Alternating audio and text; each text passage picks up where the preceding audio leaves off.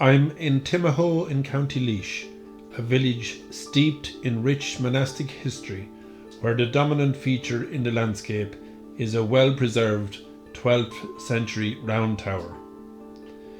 The name Timahoe is derived from Mochua, Saint Mochua, Mochua's house, a saint who founded a religious settlement here between the 6th and 7th centuries. During the early years of his life, Mochua was a warrior. At the age of 30, he became a Christian convert, and he embraced the monastic profession. He is believed to have shared the same line of family descent as Saint Bridget. No remains survive here today of the monastic buildings founded by Saint Mochua, all having been built of wood.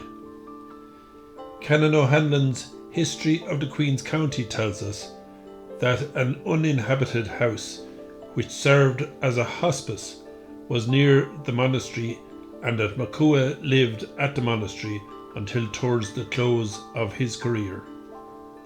Historical records vary with regard to the year of his death, but it is generally accepted that he died around the middle of the 7th century, possibly in 654 or 657. His feast day is celebrated on the 24th of December. This sculpture by Michael Burke commemorates a lovely piece of folklore from the life of Saint Mochua. Living here at Timahoe as a hermit, he had no worldly possessions, except for 3 pets, a rooster, a mouse, and a fly, and his book of Psalms, a psalter.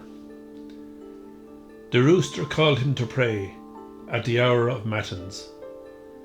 The mouse made sure he never fell asleep while praying by nibbling at his ear if he dozed off, and the fly would walk along each line of his psalter as he read it, so he never lost his place, and it would stop at the place where Mochua stopped reading and remain on that spot until Mochua returned again to resume reading the Psalms. The sculpture is appropriately titled Saint Mochua's Desk. In the 8th and 9th centuries, stone buildings were erected to replace the original wooden structures from Mochua's time. In common with many Irish religious settlements, Timahoe was plundered, and the oratory here was burned in the year 919 by the Norsemen, also known as the Scandinavian Vikings. Such events caused huge devastation, including the killing or enslavement of monks found on religious settlements all across Ireland. A further raid took place on the religious settlement here over 2 centuries later, in the year 1142, and the oratory was burned once again. Afterwards, it was refounded by the O'Moores of Laois, and a church was built on this site in the 12th century, no trace of which survives today. It was used as a parish church until the 15th century, when an abbey was established here by the O'Moores. A surviving feature of that abbey is this large arch in the eastern wall of what became in the 16th century a tower house, when the parish church and adjacent lands came into the possession of Richard Cosby. This happened during the period of the suppression in the reign of Queen Elizabeth I, when the Tudor conquest of Ireland intensified. At that period, the Queen granted the abbey and lands here to Sir Thomas Loftus, whose daughter Anne married Francis, son of Richard Cosby. A significant event occurred here in 1642 during the War of the Confederation, a conflict that began as a rebellion of Irish Catholics in 1641. A Confederate force under General Preston was intercepted and attacked here by English forces under the command of General Monk.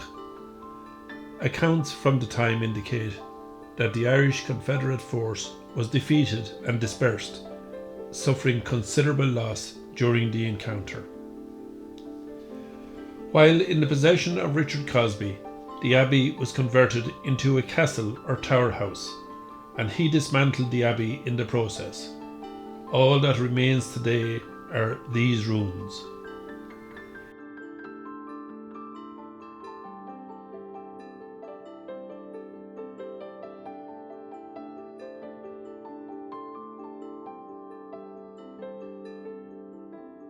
Within the blocked arch of the medieval abbey is some interesting decorated stonework.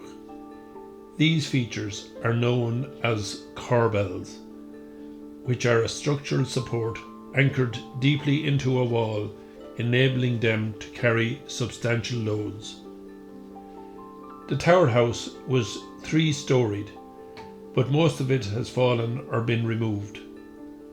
What was once a corner of the tower house can be seen lying across what was the interior of the medieval abbey. It's interesting to note the thickness of the walls, which, for the purpose of carrying the weight of the tower, were thickened by adding an interior wall alongside the original wall.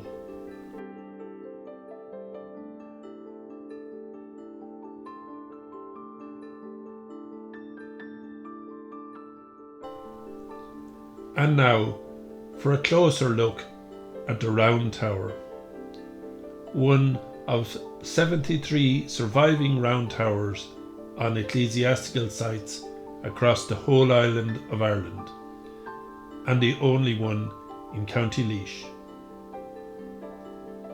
It is believed that this one at Timahoe was built in the 12th century. Round towers were built on monastic sites primarily as belfries or bell towers, and they are referred to in the Irish language as clochach or bell house. But they also proved useful for other purposes, such as security lookouts, stores for valuable church treasures, and as landmarks for religious houses. Being a bell tower, height was the key factor in the planning of round towers, and this one stands at 96 feet or approximately 29.5 meters. Its diameter at the base is 18 feet or approximately 5.5 meters.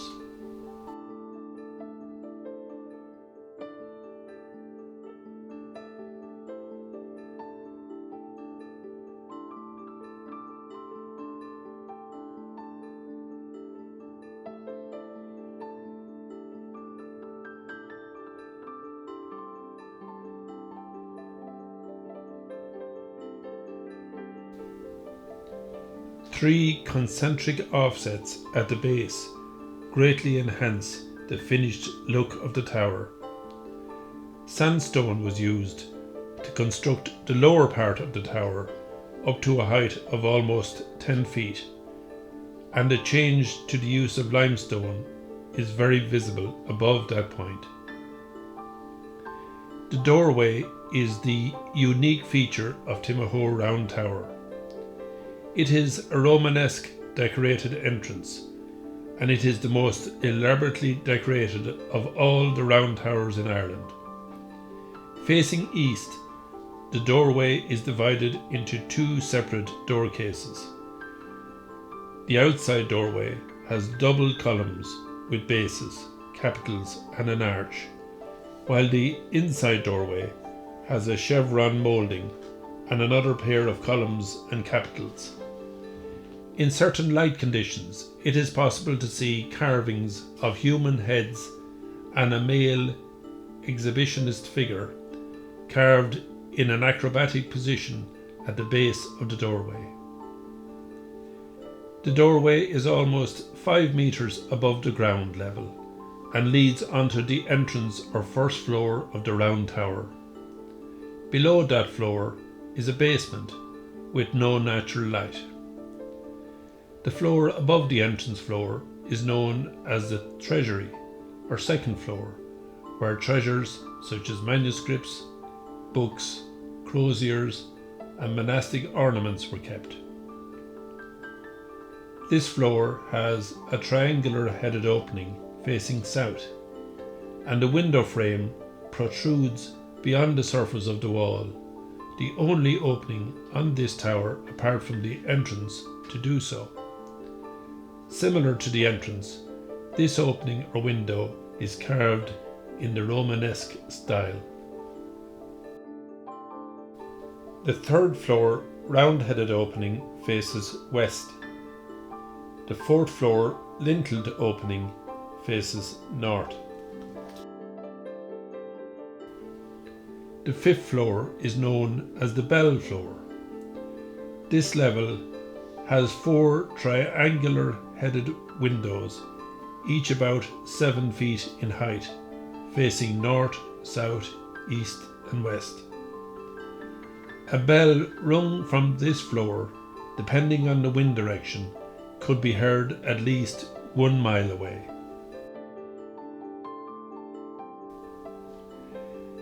The conical cap of Timahoe Round Tower was restored in 1888 after a period of dilapidation. O'Hanlon, in his History of the Queen's County, published in the early 20th century, stated, "Of late years, the Board of Public Works undertook the repair and completely destroyed the original coved roof, on which the author took a sketch in December 1853. On comparing it, he finds the latter coved roof has been too much elevated. The architect of the Board of Works has brought it to a pyramidically rounded cone and to a mere point at the apex, a shape it did not originally possess." The construction of this round tower in the 12th century involved considerable skill, and today we must admire and praise the quality of the workmanship that created this magnificent tower of top-class masonry quality, rising over 29 metres with a perfectly finished surface. Clearly, the work involved skilled tradesmen, led by stonemasons, perhaps monks who learned their trade abroad in places such as the Rhineland or Britain. Another interesting feature of this round tower at Timahoe is that it is a leaning tower, which may be caused by the shallowness of its foundation, which in this case are likely less than 2 feet in depth, which for the considerable load standing on it is not very deep. The slope of the tower is 1 in 40. Close to the round tower stands a fine church building designed by architect Joseph Welland and constructed around the mid-1850s as a parish church for the Church of Ireland. In 1974, the church was closed, following which it was acquired by Laois County Council and used as a library for some time. It is now home to Timahoe Heritage Centre, which celebrates over 1,000 years of Irish monastic life and community spirit. To conclude my visit to this historic site in the beautiful village of Timahoe in County Laois, I'm dipping into the history of the Queen's County again for this remarkable and incredible story from an event that occurred at the Round Tower in 1827. Bear in mind as I recount this story that the tower roof in 1827 was in a state of dilapidation and that it did not have the pointed cap that emerged after the restoration work of 1888. In the words of Canon O'Hanlon from nearby Stradbally, who was a young boy at the time of this event, "One of the most remarkable feats of human agility, nerve, courage, endurance and skill combined happened here on the 2nd of July 1827, when a young countryman named Daniel Keane climbed a round tower on the outside without any assistance whatever, and crowned the exploit by standing on his head when he reached the topmost cone. He there fastened and left his coat on the top as a memento of his performance. It is stated that the adventurous climber had been a sailor. He safely descended also, and in the presence of a large concourse of spectators. He won a large sum of money through the wager made for the occasion. Although very young at that time, this writer has a distinct recollection of crowds leaving Stradbally to witness that feat so successfully accomplished.